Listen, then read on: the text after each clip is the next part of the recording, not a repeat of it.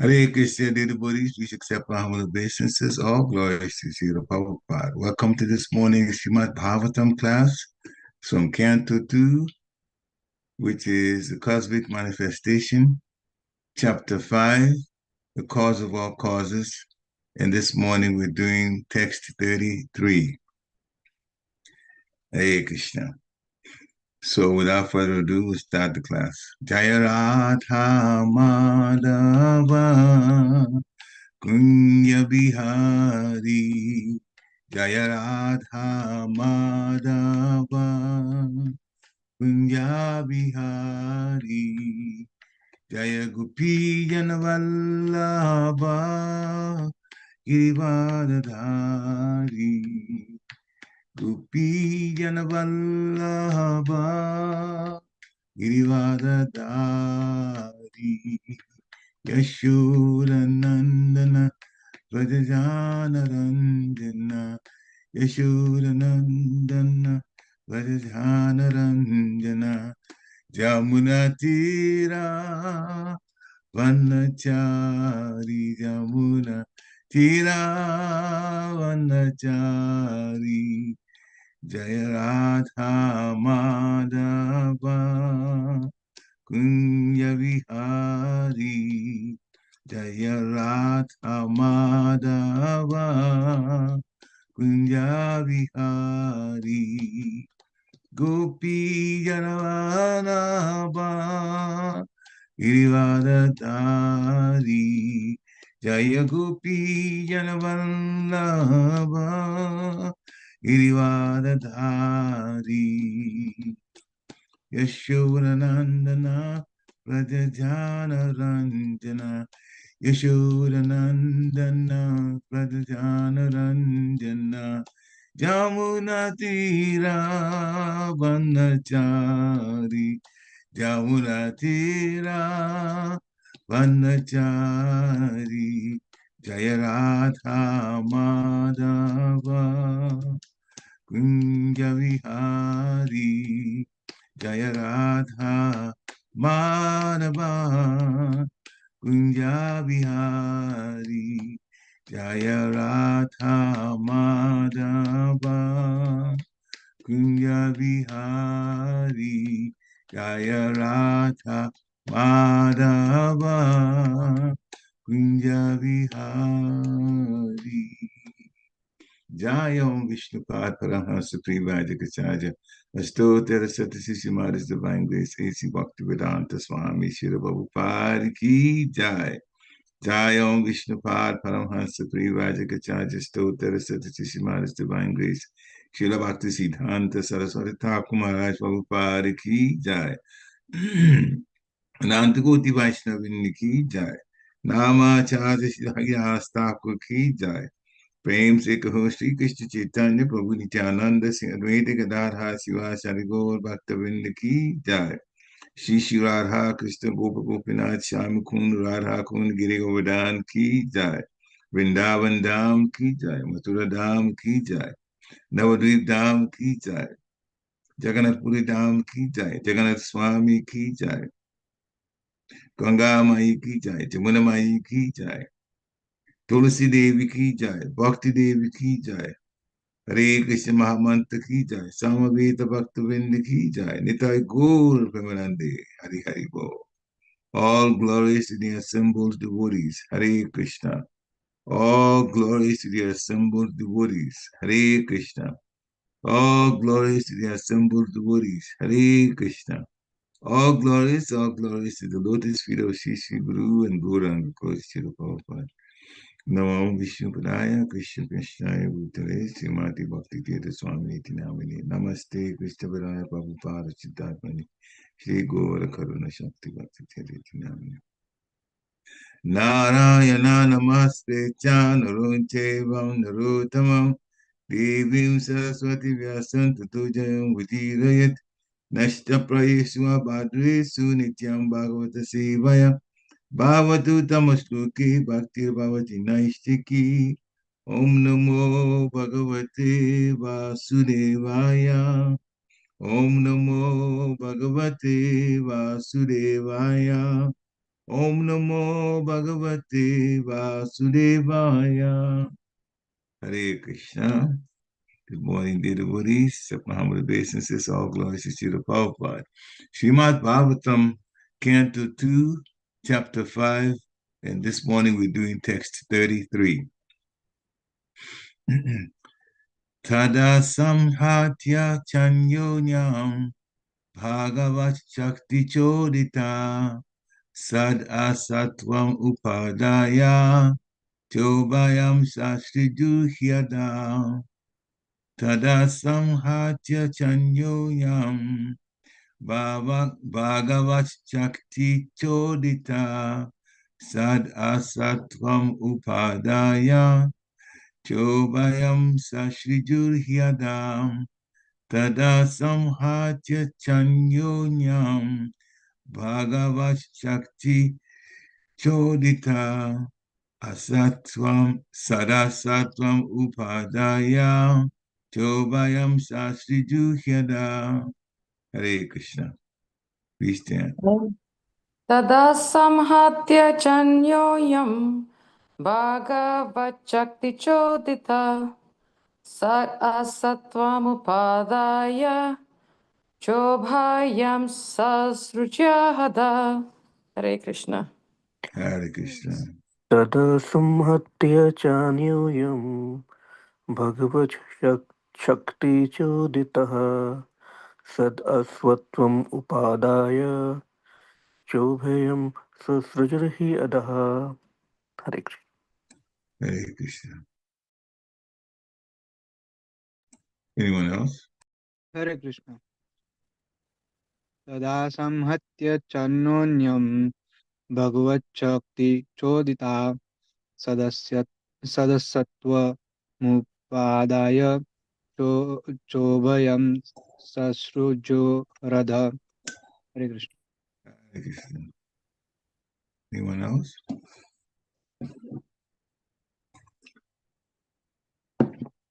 Word for word now. Tadā, all those. Saṁhatya, being assembled. Cha, also. Cānyonyaṁ, one another. Bhagavat, by the personality of Godhead. Shakti, energy. Coditāḥ, being applied. Sad-asattvam, primarily and secondarily. Upādāya, accepting. Cha, also. Cobhayaṁ, both. Sasṛjur, come into existence. He, certainly. Adaḥ, this universe. Translation by His Divine Grace, A.C. Bhaktivedanta Swami. Srila Prabhupada ki jai. Thus, when all these became assembled by force of the energy of the Supreme Personality of Godhead, this universe certainly came into being by accepting both the primary and secondary causes of creation. Purport by Srila Prabhupada. In this verse, it is clearly mentioned that the Supreme Personality of Godhead exerts his different energies in the creation. It is not that he himself is transformed into material creations.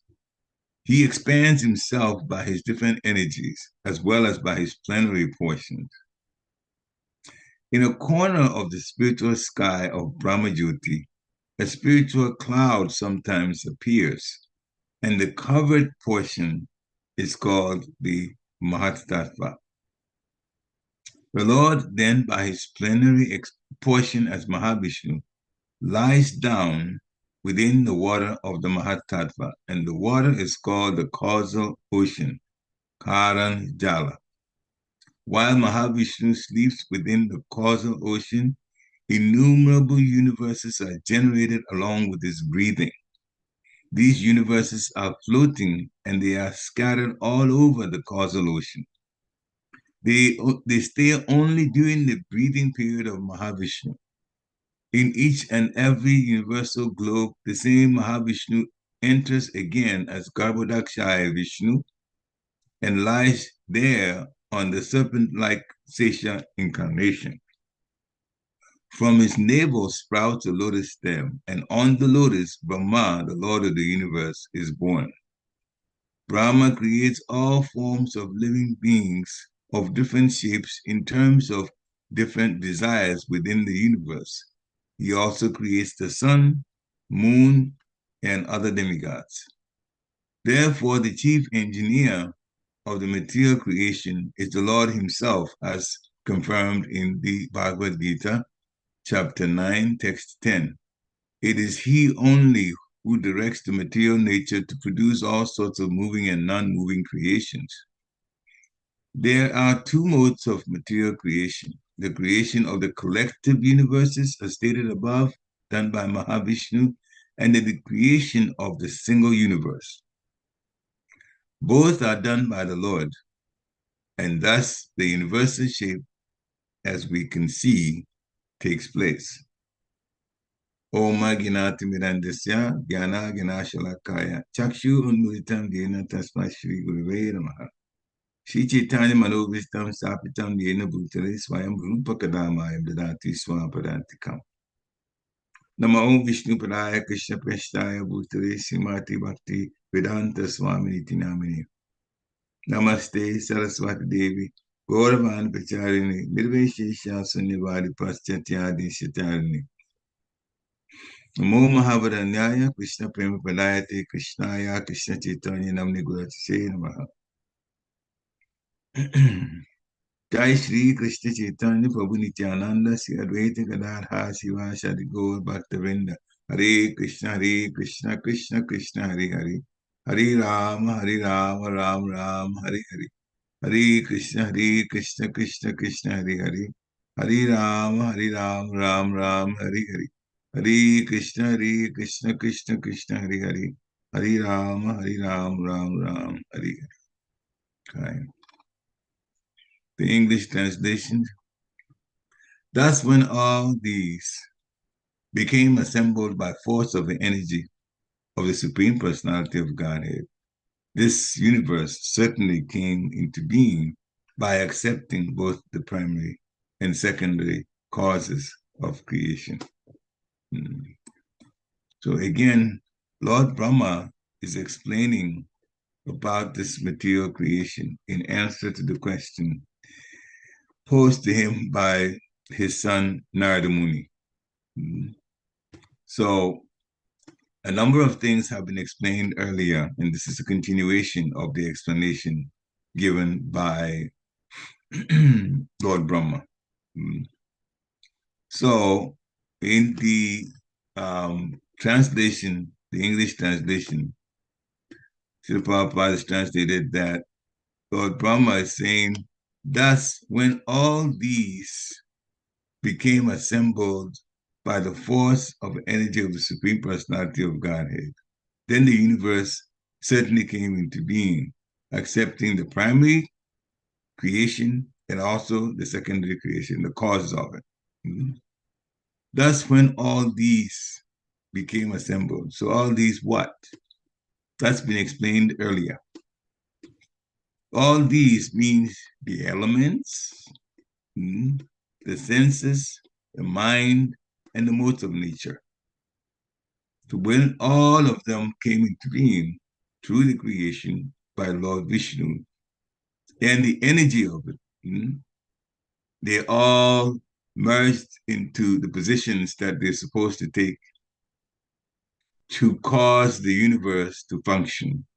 Then, of course, as Lord Brahma is explaining, the universe certainly came into being, accepting both the primary and secondary.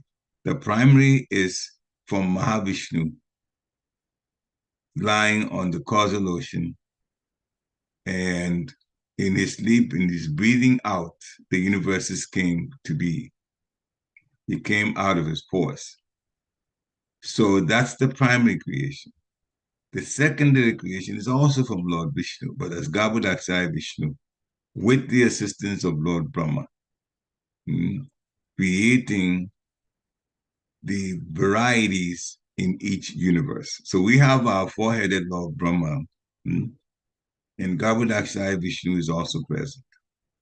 Through them, the planets and the different aspects of material nature have been created, and the different forms of living entities are created also based on what their desires are and the reactions that they have to go through, both of them.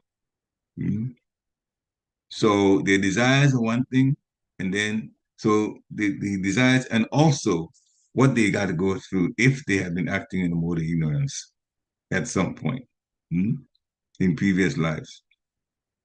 Those all get into, or these all are accommodated or taken into consideration when it comes to the kind of body that a soul, every soul will get in the planet that they get put in the particular universe that they're in.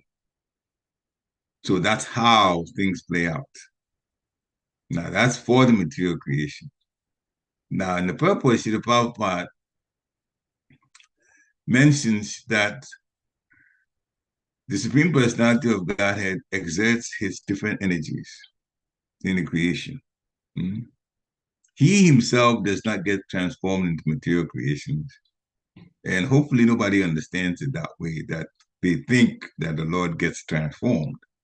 But there are people who are not very conversant with the deeper meaning of spirituality who come up with these kinds of assumptions that the Lord gets transformed. The Lord coming into the material energy, oh, he is actually just light, effulgent light. And then he takes a material body because they cannot refute the fact that Krishna has form. So when he comes, they say, oh, well, that's the Supreme Lord. But he is actually the effulgence. And he takes a body when it comes to the material world in order to relate. So that is the wrong conception.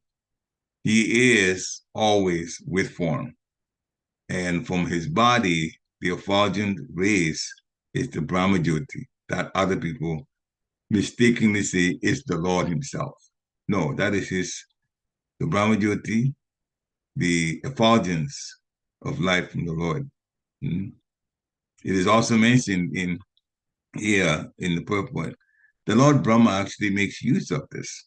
But we'll get to that point. The Prabhupada puts it very, very, very simply, step by step, what happens from the spiritual world, in the spiritual sky, the Brahma-jyoti, a spiritual cloud sometimes appears, and the covered portion of it is the Mahatattva.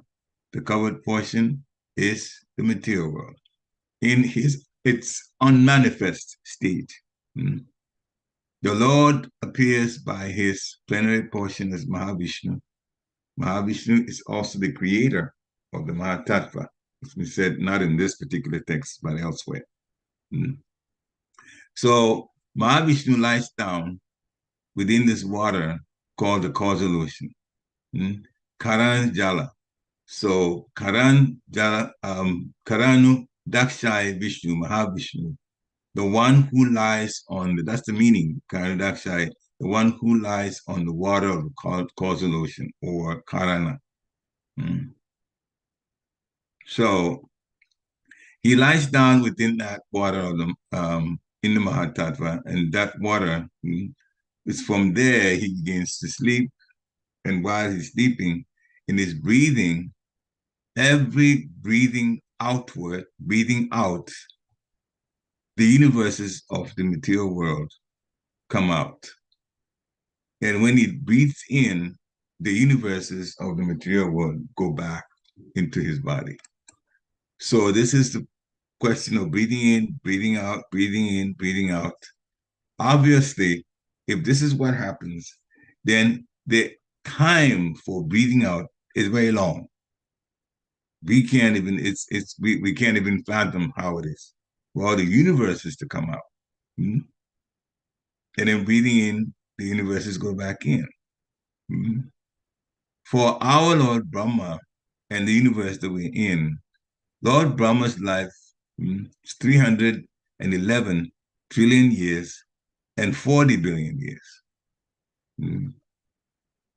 So that time, when it's over, Lord Brahma would leave the body. The universe itself then goes back into Mahavishnu, the pause Mahavishnu. Now, in his daily activities, that takes a span of 4,320,000,000 years. That's 12 hours of Lord Brahma. And at the end of that, he also takes rest at night.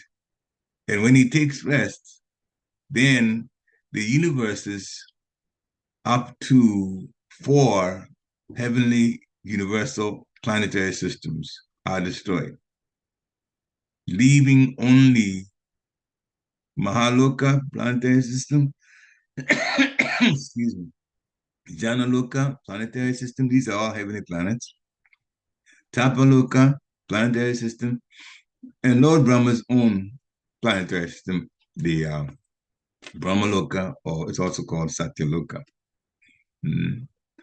Those remain. The entities that are in these other planetary systems, that is Svargaloka, Bhuvaloka, Bhuloka, and then Bhuloka is where we are, one of the planets, Bhuloka system. And then further down, all of the lower planetary systems, there's 7 of them. Every living entity in there dies. Where do the souls go? The souls go into the body of Garbhodakshaya Vishnu. That's for the night time of Lord Brahma, which is also another 4,320,000,000 years. All those entities that are not in either Mahaloka, Janaloka, Tapaloka, or Satyaloka, those that are not there, they are taken into the body of Garbhodakshaya Vishnu. So after that period of time, 4,320,000,000 years is over, Lord Brahma wakes up. Now, we understand that there's only 4 planetary systems left at that time. 10 planetary systems are gone. The total of 14, 10 of them are gone. And Lord Brahma creates those 10 with the help again of Garbhodakshaya Vishnu. And that's also explained in this canto, second canto. So Lord Brahma creates again. And as is explained in this purport here, Srila Prabhupada explained it very, very nicely. So, within the universe, when Lord Brahma wakes up, he creates all forms of living beings of different shapes based on their desires. And he also creates the sun and the moon and the other demigods, who have supervisory roles in different aspects of life in the material nature. So for our planet, we're talking about this particular universe here. So Lord Brahma creates the sun. The sun is actually a reflection of the Brahma Jyoti. And every universe has a sun, but they are all reflections of the Brahma Jyoti. They are reflections. Think about it.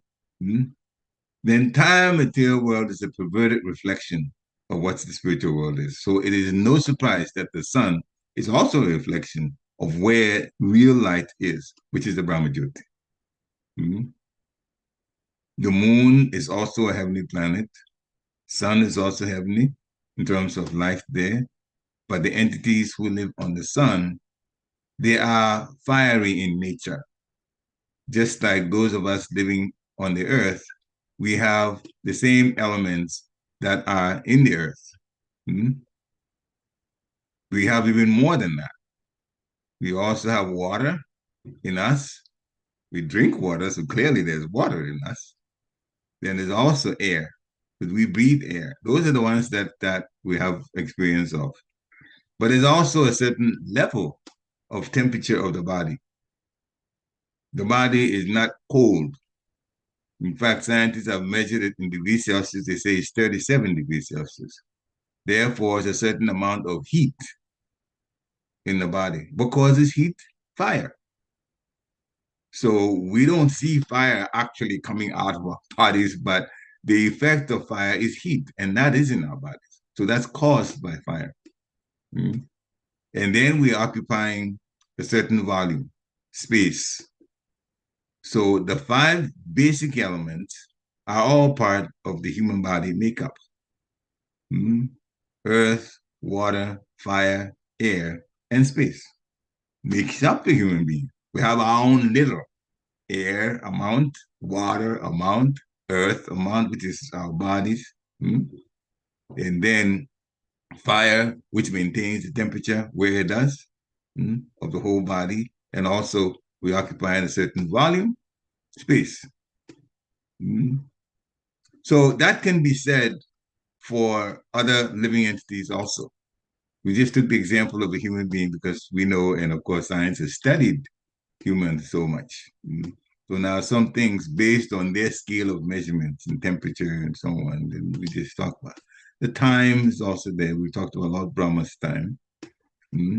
Lord Brahma's 1 second of Lord Brahma's time is equal to 100,000 years of our time. So when Lord Brahma's second is ticked and gone, so many things have happened because 100,000 years, according to our solar count, now solar measurement, solar years, has also passed. So Lord Brahma creates these. So Srila Prabhupada then says, the chief engineer of the material creation is the Lord himself. Either way you look at it in terms of the universes coming, that's from Lord Mahavishnu, and the varieties from each universe, that's from bhagavac-chakti-coditāḥ, although he takes an indirect position because he coaches Lord Brahma to do the actual work. And Lord Brahma later on, after he creates those who are sages, he also commands them, Kashyapa Muni and Aditi, they also get involved in some of the creations. Very much is also described in the Shastra and Srimad Bhagavatam. So all sorts of moving and non-moving creations come to be. So the first part is, or the primary is from Mahavishnu. That is all the universes. The secondary is also from Vishnu, but Gaudaksai Vishnu and Brahma. Brahma is basically the assistant or the one that's trained to do the actual work. But every morning for Lord Brahma, when he wakes up, he also gets helped, even in creating the other 10 planetary systems that are there. Even that, he gets help from Gaudaksai Vishnu. It is explained in the Bhagavatam that his mind is pricked, jolted about what he has to do by the Lord revealing his universal form. And the universal form is based on the lower planets being at his feet and his knees and up to the middle planet, or the Bhuloka and Bhuvaloka waist area, and then it goes up to the higher planet. So that way, then Lord Brahma remembers and recreates. Now, we'll talk a little bit about our universe. This universe has a diameter up and down 4 billion miles. And Srila Prabhupada describes that the sun is in the middle of the universe. Our sun, which is a reflection of the Brahma Jyoti. And the moon is 1.6 million miles, 1,600,000 miles from the sun. Now, in one lecture, Srila Prabhupada conceded that scientists have said that through their measurements, that the sun is 93 million miles from the earth. 93 million miles from the earth. And so 93 million miles from the earth to the sun, and then another 1.6 million miles. So that would be 94 million miles from the earth there sits the sun. And not only that, there sits the moon. The moon is 1.6 million miles. So let me say it again. Scientists are saying that from the Earth to the sun is 93 million. And 1.6 million miles also from the sun to the moon. Actually, Tilpapa describes that the different planetary systems are also basically a 1.6 million miles separation. So Venus and Earth and Mars and so on, one planet to the next, the distance is 1.6 million miles. And then for each planet, there is a demigod that controls. And that's also all listed in the Srimad Bhagavatam. Brihaspati, has been given charge of one planet and so on. I don't remember all of the, but I've actually read it where these demigods that are quite well known, they also are in charge of the planets. So that's why there are so many demigods. They have to be because there's so many planets. The moon requires permission to enter. We are in a medium type planet. The moon is a heavenly planet. It's interesting that the temperature there is very cold, it's low, and the temperature in the sun is very high. And people say, oh, they got to the moon. Well, that's very interesting. Another point, Tita Papa never believes that. Said you have to get permission to enter the moon. And if they really had gotten to the moon, I don't know that they could have survived, even in their spacesuits. The moon is extremely cold. No one can enter on their own. But anyway, Srila Prabhupada explains from Bhagavad Gita, chapter 9, text 10. Maya Dyakshena Prakriti Sriyatesa Characharam Hitunanena Kanteya Jagat Viparivartate. So Krishna is explaining to Arjuna for our benefit that this material nature, which is just one of his energies, there's lots of energies, but they categorize as internal, external, and also marginal. So material nature is one of its energies. That part, Einstein got right. There is a relation between the material and also the energy. His equation he wrote came up with an equation, but I don't know that I need to consider that because if the equation was given by Lord Brahma, maybe I believe it. But this is what he came up with. The one thing that's true, though, is that there's energy and matter the two are related. There's no question about that. Because this is Krishna himself speaking. And he's the authority. He says, this material nature, which is one of my energies. So matter and energy are definitely related. That's why I said Einstein got that one right. No question. The relationship, we can't be so sure. But there is a relation between them. Matter can convert into energy, and energy can convert into matter. So the material nature is one of the energies of the Lord. And Krishna says, is working under my direction. It's producing moving things and non-moving things. Moving beings and non-moving beings. And on this energy from Krishna, this manifestation is created and also annihilated again and again.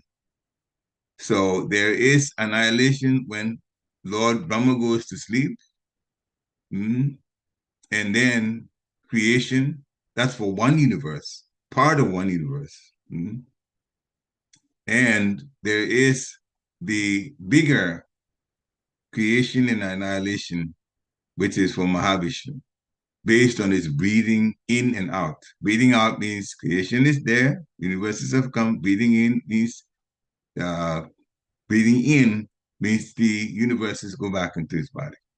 And now all of the entities that are in this, when Lord Brahma dies, all of them are now in Mahavishnu. This Lord Brahma that we have here, actually his sampradaya is what we follow. Brahma, Madhva, Gaudiya, sampradaya. He, when he leaves his body, he's going back to the spiritual world. So we are connected to the right personality. in this sampradaya that we're in. Lord Brahma has done so much in serving the Supreme Personality of Godhead. And sometimes he's even been used by the influence of Yogamaya to join in pastimes of the Lord. What's very, very popular is one situation where Lord Brahma was looking at Krishna with the cowherd boys in Vrindavan at lunchtime, eating their prasad and sharing the prasad. And sometimes even a cowherd boy putting prasad in his mouth, tasting it, and say, oh, it's very nice. Takes it out of his mouth and gives it to Krishna. Krishna, this is very nice, taste it. Out of a cowherd boy's mouth, Krishna takes it and Krishna eats it. Lord Brahma looked at all of this and said, this is the Supreme Personality of Godhead? I'm not so sure. He wasn't expecting the Lord to behave like that. Therefore, he made a plan to steal the cows. The cows, at that time they were caring for the cows, the little ones. He stole the cows, and then the cowherd boys themselves put them in the mystic sleep, put them in a cave. But then the Lord showed him. The Lord showed him that he was in fact the Supreme Personality of Godhead. Now the Lord took advantage of that situation and changed himself into the same likeness, expanded himself to look like all of the cows and all of the cowherd boys, and went home that evening so that there wouldn't be any anxiety on the part of the cows, whose children, whose offspring were the cows, and the parents, whose offspring were the boys. Krishna went looking like all of them, and the same behavior, and the same voice, and the same paraphernalia that they were wearing. He was also doing the same. He went and associated with them every day for 1 year, while the real cows and the cowherd boys were in the cave. And he showed Lord Brahma that he was a supreme being. Even though Lord Brahma saw him as a little boy relating to the other little boys, Lord Brahma was proven, it was proven to him that he is the Supreme Personality of Godhead. No matter what size that he assumes based on his pastimes, everything is at the spiritual level. He is still the Supreme. That's why Lord says, Janma karma chame divyam, evam yobeti tatvata, Tyaktaveham Pune Janma Naiti Mameti So Arjuna. The one who understands that my birth, or my appearance, as we like to put it, because he's a soul, he doesn't really get born, he appears. My birth or my appearance, you understand, and my activities are all divyam, transcendental. One who understands that, then they know that they're thinking of Krishna only as spirit. Then that qualifies them to go to the world of spirit, the spiritual world. They'll come to me. Because the person who understands that the Lord's appearance and activities are all spiritual won't make the mistake of looking at some of the activities in a material way. And some people do. And some people do, unfortunately, getting themselves in a situation that's pretty bad, especially when, give an example, it's the Rasa dance. Oh, Krishna is with all of these women in the night, in the forest, and they've left their husbands and families, and they've come, and whatever Krishna wants, they are ready to serve him in that way. So what kind of person is this? And Krishna is immoral. You look at it, you're looking at it from the material standpoint. From a spiritual standpoint, Krishna is above the law. Our material law from this material prison that we're in does not affect Krishna. That's the first thing. Second thing, he owns everything. He owns everything. He owns the forest. He owns the very beings themselves, the gopis. He owns their husbands. He owns the houses. He owns everything. So why he has to ask anybody for permission to do anything he wants to do? Look at this, like common sense. A person owns everything. He's a supreme controller. The supreme controller doesn't need anybody's permission to do what he wants to do. So everything is done by his supreme will. So when he wants to have fun, whichever way he wants to have fun, he'll do. And the devotee who understands that accepts it any way that he has to do. That's why Srila Prabhupada makes a point to us that we don't eat meat, not because we want to be vegetarian. No, we don't eat meat because Krishna does not want us to eat meat, and he doesn't want meat offered to him. If he had said yes to that, we would be doing that. So we have spiritual reasons for our diet, not material reasons. Janma karma cha me divyam.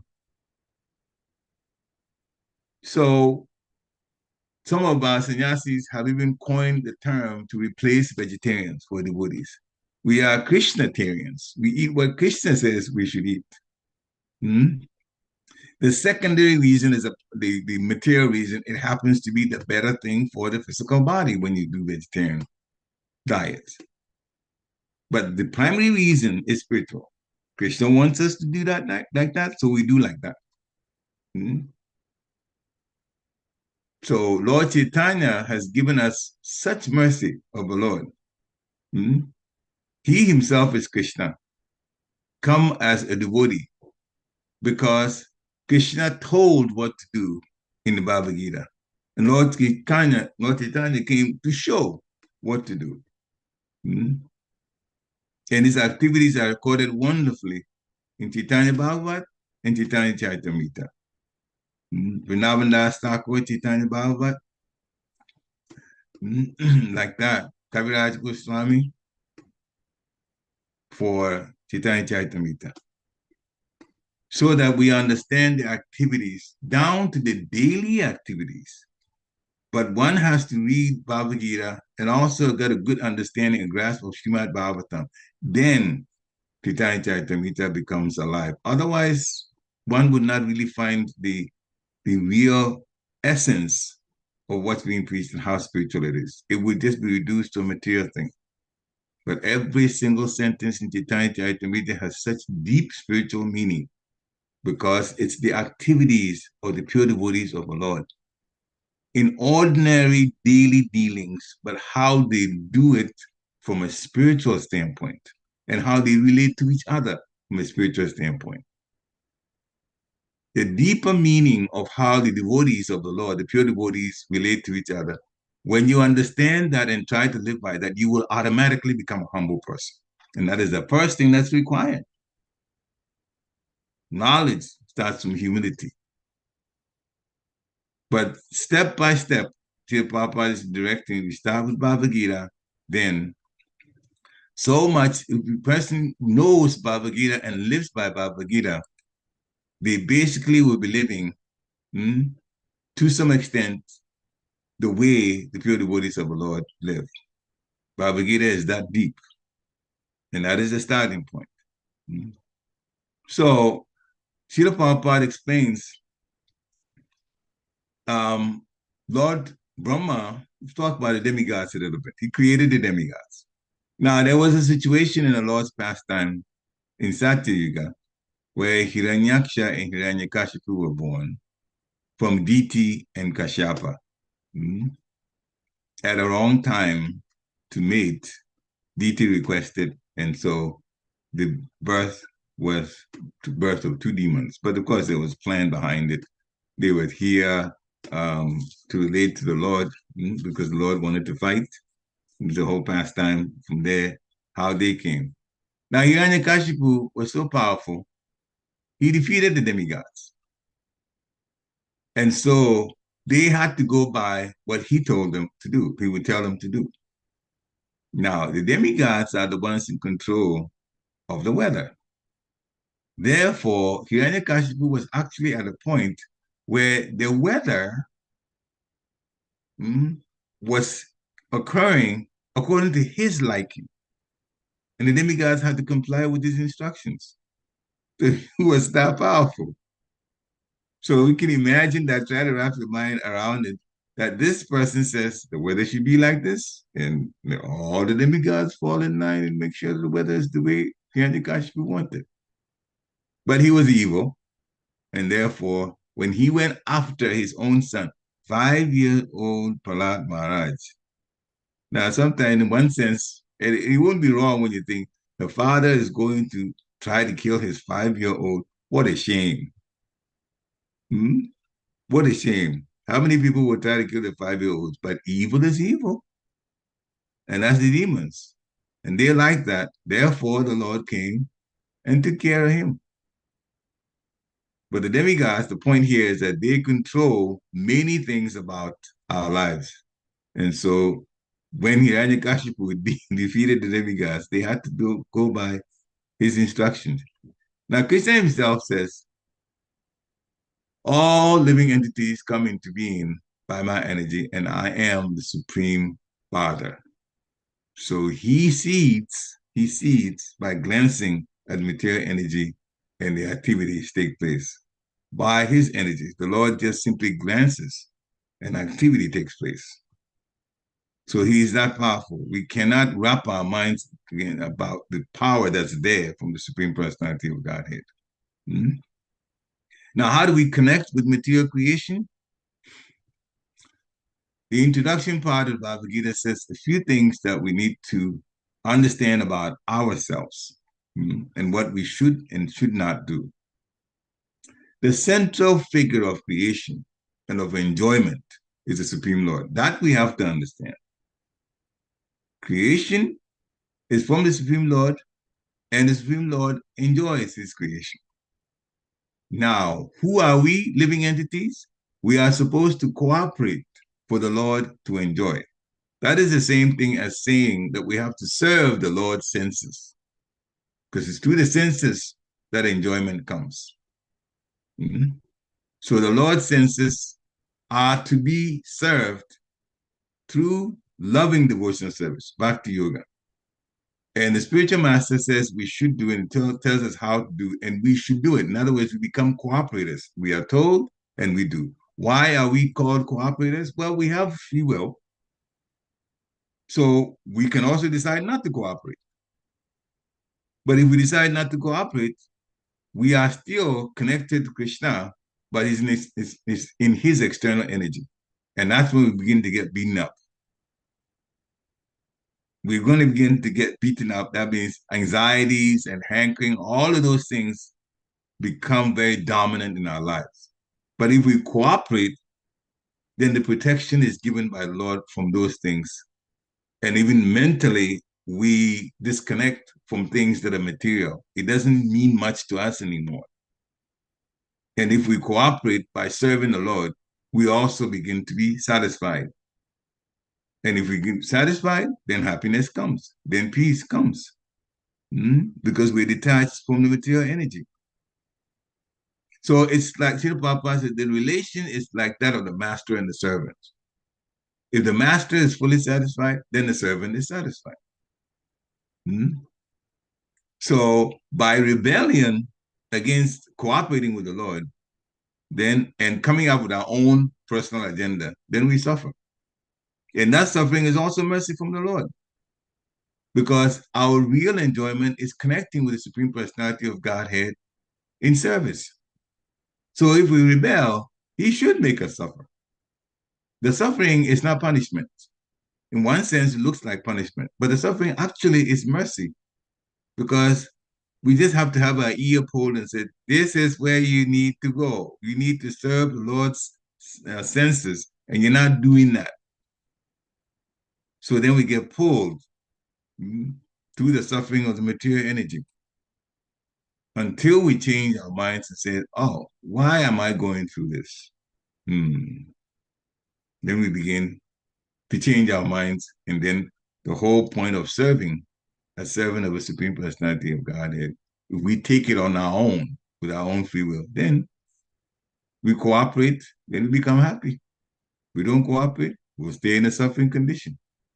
Bhagavad Gita, chapter 2, text 45, Srila Prabhupada is explaining that the material activities involve actions and reactions all in the three modes of nature, Goodness, passion, and ignorance. But when we transcend this and serve the Lord's senses, then we are even higher than these three modes. Because the three modes, they are really meant for fruitive results. And they cause bondage in the material world. Even the mode of goodness, which is a springboard towards transcendence, even that can cause bondage. Because material goodness has a tinge in it, impurity. It's not unalloyed goodness, it's alloyed. And what is the alloy? The impurity? Wanting adoration, wanting admiration, wanting profit. So you give, but we want to give strategically so that we can also gain from it. And people do that. When we give this amount, companies do give this large amount for this particular purpose, but then we get a break in our taxes so we don't have to pay taxes. So there is some cause or something that they want for doing the good thing. That's material goodness. People donate something and they want recognition, distinction. That's the Bhagavad Gita says distinction, adoration, and also profit. That's what tinges. That's what makes the material goodness impure, not totally pure. When we serve not wanting anything, and we give not wanting recognition, then that is at the level higher than your typical material goodness. So living entities are in the material world, living the way they are living, trying to passionately come up with things to satisfy their senses, and that involves struggle. So the Lord has put the material energy into existence, but has also given Vedic wisdom of how to live and get rid of material entanglement if we really want to do that. This is what Bhakti Yoga is about, to get rid of those. So if we strive to serve the Lord by serving the devotees and serving Guru, and Krishna likes it better when we even serve these devotees, likes it even better than serving him, then he helps us to get to the transcendental position. And the transcendental position means one is in full Krishna consciousness, and they understand that they have to fully depend on the goodwill of Krishna. And we can translate that to everyday life. Constant prayer, wherever we're weak, pray about that. We all know what our weaknesses are. Pray about that. Every prayer is heard. And Krishna makes plans immediately to help us to become better, to become purer. It's up to us to request for help. And when the help comes, take it fully. Sometimes the help comes by you see that a certain aspect of our life is changed a little bit, or a certain good idea comes to the mind. I'm going to change my day and make it this other way. And then you see that, oh, that is actually in response to the very thing that I wanted, that I was praying about. Krishna will help. If we want to be purer than we are now, Krishna is way open to that. Way, way open to that. Very willing. We just have to request for it. And when the idea comes individually, then, we begin to put that into practice. Then we begin to feel happier ourselves. So Krishna is always ready to help us. Even though we're in the material energy, there's ways to be happy. He already has said it. Bhoktaram yagyatapasam, tavaloka mahesharam, suridam sababhutanam. 3 of them. Understand that you are serving Krishna's senses. So everything that you do for penance, for tapasya, for sacrifices, is all for the Lord. You get up early in the morning and start chanting, which is now improved, because see, more people have come on the morning chanting now, which is wonderful. Hopefully more people will come. Give that tapasya. Do it for the sake of the Lord, and we'll be happy.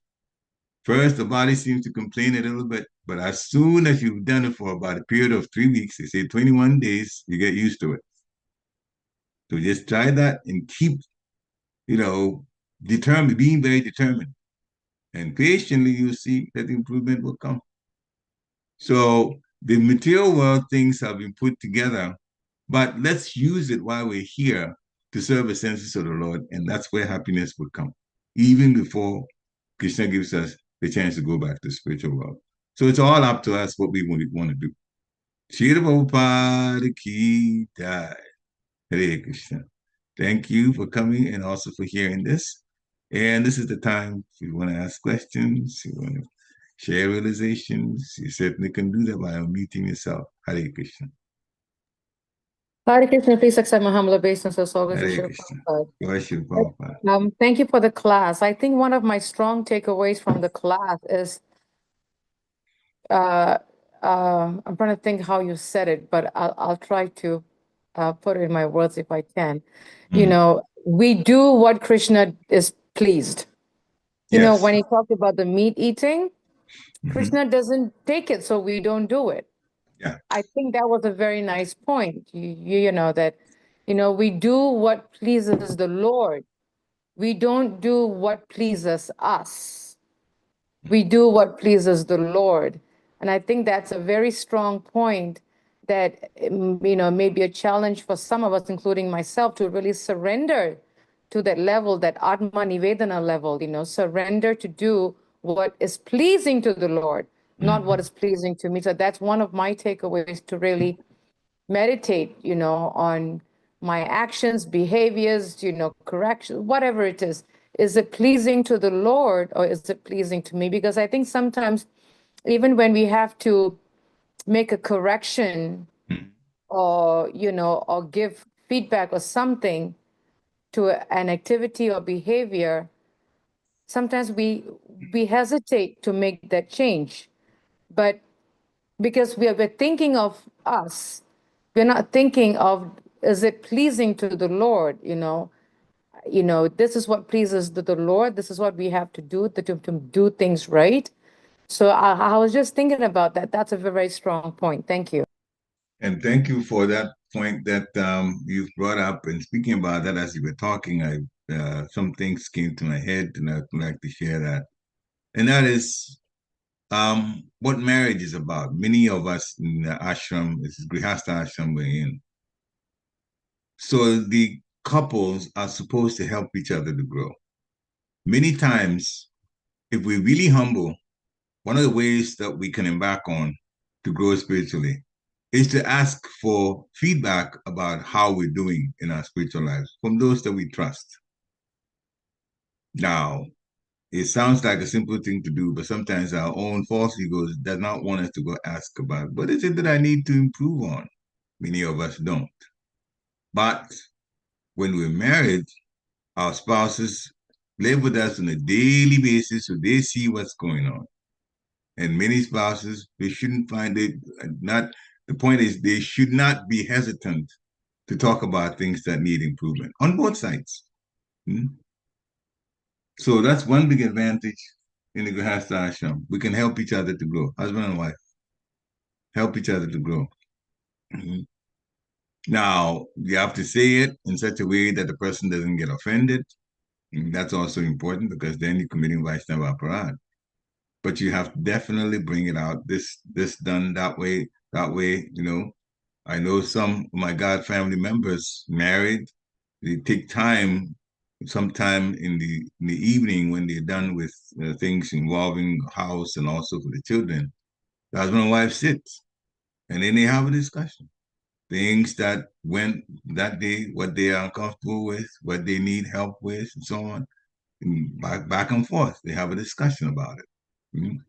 Some also would just, maybe if it's a little bit too chaotic in the house, they get in a car and drive, husband and wife alone, go driving a little bit, and then while they're driving, they talk about situations, or they can park in a particular place that's quite serene and have a discussion. The whole point is how to improve. If you don't have a spouse, then look for someone that is, in fact, experienced enough and been Krishna conscious for a while. You can tell by how their attitude is towards service. They're doing all the right things. That's the person that you talk to. If you don't have a spouse, you talk to that kind of person. and get feedback. We are all supposed to help each other to grow. That's what association is for, to help each other to grow. If we feel too big in our shoes to hear any kind of constructive feedback, then we're going to grow at a very, very slow rate, because we have to learn from experience. Everything has to be hitting us first before we learn.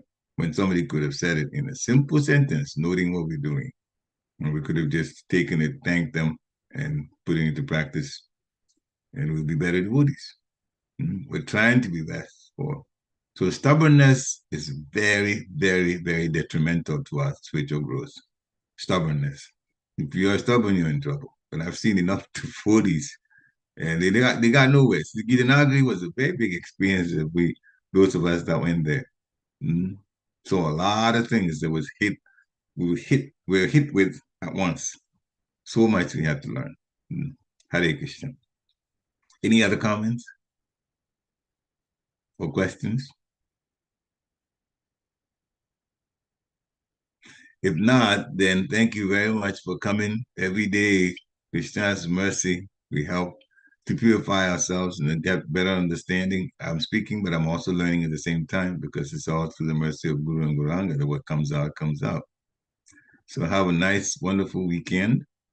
Vanchakalpatarubhasya kripa sindhave evacha patitanam pavanebhyo vaishnavebhyo namo namaha. Shri Prabhupada ki jai. Thank you very much for coming. Hare Krishna.